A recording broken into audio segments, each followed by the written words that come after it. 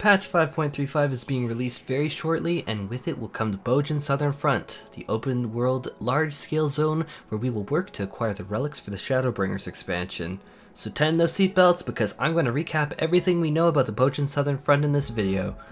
If you enjoy my content and want to help support my channel, I hope that you please consider slaying that like button and annihilating that subscribe button. It truly makes an incredible difference to me and is super appreciated. First of all, let's talk about requirements. In order to even access the Bozjan Southern Front, you must have at least one combat job of level 71 or higher. Next up, you will have to have completed the quest chain Hail to the Queen and all following quests, which will unlock the special zone Gangnos, and then it can be accessed through the Domain Enclave Aethernet. If you don't currently have access to this zone or still have quests in there, please refer to my video in the description in the comments below for a link to my super condensed 3-minute guide to it. Outside of those requirements, you don't need any special gear or anything else. All gear and character stats will be forcefully adjusted to specifically item level 430 and your character's level to specifically level 80.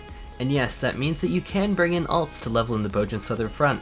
Likewise, don't feel the need to buy extra fancy gear for your red mage to meet some item level cap. It's all 430 in here. Next up is the question of, well, what exactly is the Bozjan Southern Front? So the Bozjan Southern Front is an open world instance that will contain up to 72 players. This will feature its own unique storyline that you may take part in, and then alternatively you can focus on getting the extra rewards in there, or you can just move on after the story. There will be 2 primary battle activities for you to do in the Bozjan Southern Front come patch 5.35, of course to be expanded upon in patch 5.4 as I said in my last video, but for now it's going to just be skirmishes and critical engagements, and I'm going to detail them in their own sections in a little bit. So if you've ever tried Eureka though, the Bozjan Southern Front is going to be very similar, although there are going to be clear differences, such as Eureka used to allow a maximum of up to 144 players, which is going to make significantly more lean instances now are down to 72. Rewards for this include the ability to upgrade your Shadowbringers relic weapons to their next stage, armor sets, mounts, and other rewards such as probably housing items and other curios. Some of these extra rewards can be obtained from lockboxes that will drop from skirmishes and other content, and then these can be opened by a lockpicker. Again, very similar feel to how Eureka handled lockboxes. Now let's talk about the overall overarching goal of the entire instance.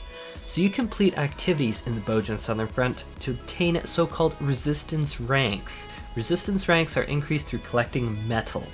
Metal essentially is something that you can think about as kind of being like experience points in this instance that you collect, and then using these metal points you level up your resistance rank. This is going to push the front line of the resistance forward and unlock more content in the Bozjan Southern Front for you to complete. Metal, however, is only obtained through critical engagements and skirmishes, and this means that open world mobs will not give you metal, so don't expect to grind resistance levels through endlessly grinding mobs. Thankfully, that is not even possible because I don't want to do that, and I'm sure most other people don't want to either. So as you work more and more metal up, you eventually reach the point that you can Stormcaster Blackus Latour, where you will be able to finally go up against the largest critical engagement with 48 other players. Before we talk more in depth about what a skirmish and a critical engagement is, let's talk about the special lost actions functionality in the Bozjan Southern Front. So very similar to Logos actions in Eureka, the Bozjan Southern Front will have a special set of abilities that you can unlock and use on your character specifically, and note that it's not going to be something that you can use outside of the Bozjan Southern Front. These are going to be specifically for this content and this content alone. These are called the Lost Actions.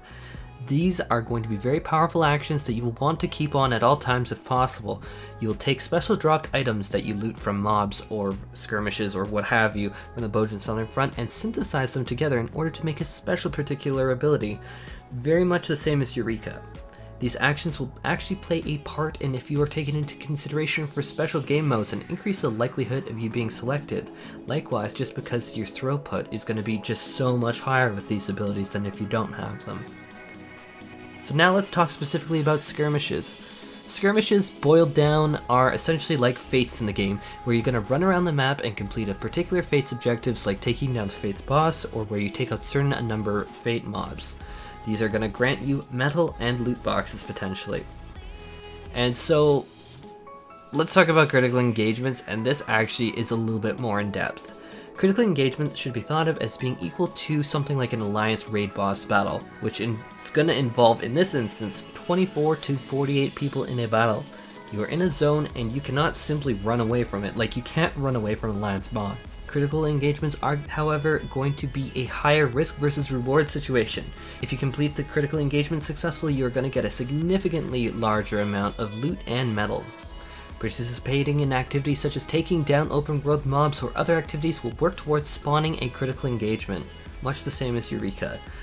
Once the critical engagement has been spawned, you can use a special Bozjan Finder tool, which is going to be a very special in-duty way of finding party members that is essentially similar to a duty queue or party finder. Your current map location does not matter when you are using this tool and it spawns, and this tool will simply take you to the critical engagement if you are selected to take part in the critical engagement. Note that you are not going to be forced to do the battle if you don't want to, but for the players that do want to participate, you need to request deployment in order to be taken to it.